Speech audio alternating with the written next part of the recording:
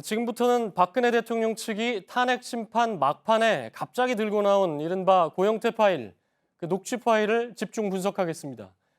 대통령 측은 고영태 씨가 최순실을 이용해서 이익을 취하려다가 이 관계가 틀어지면서 대통령까지 엮어서 국정 개입 사건을 터뜨렸다, 이런 주장을 펴고 있습니다.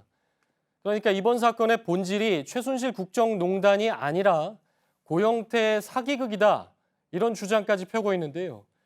하지만 그런 얘기를 하기에는 최순실이 기획하고 대통령이 지원한 이른바 국정농단의 증거들이 검찰 표현대로 차고 넘치는 상황이지요.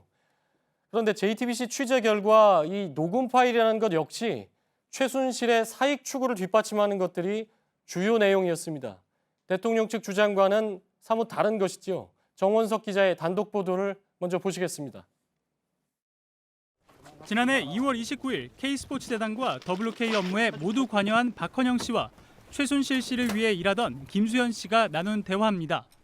박 씨가 최순실 씨 독일 유령 회사인 비덱을 언급하며 최 씨가 비덱으로 돈을 따로 빼돌리려 하는데 SK그룹이 지원에 난색을 표한다고 했습니다.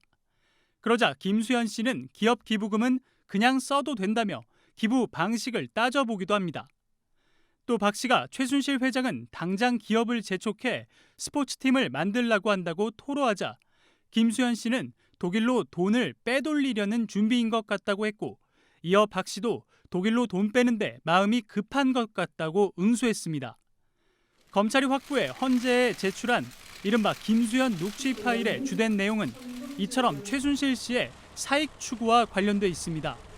이날뿐 아니라 김수현 씨와 고영태 씨가 나눈 지난해 3월 8일 대화도 비슷합니다. 두 사람은 문학의 블랙리스트와 관련해 최철 문체부 정책비서관이 김종덕 전 장관에게 보고한 사실도 알고 있었습니다. 최순실 씨 측근인 차은택 씨 소개로 문체부에 들어왔다는 최철 씨가 두 사람과 만나면서 정부 내부 움직임을 공유한 것으로 추정할 수 있는 대목입니다. 이 같은 내용에 따라 검찰도 당초 김수현 씨 컴퓨터에서 확보한 2천여 개 녹취 파일에서 최순실 씨 국정농단과 관련 있는 29개 파일만 추려 수사에 활용했습니다. 나머지 파일엔 개인사나 잡담 등도 담긴 것으로 전해졌습니다. 그런데도 대통령 측은 검찰로부터 받은 녹취 전부를 헌재에서 확인해야 한다고 주장하고 있습니다. JTBC 정원석입니다.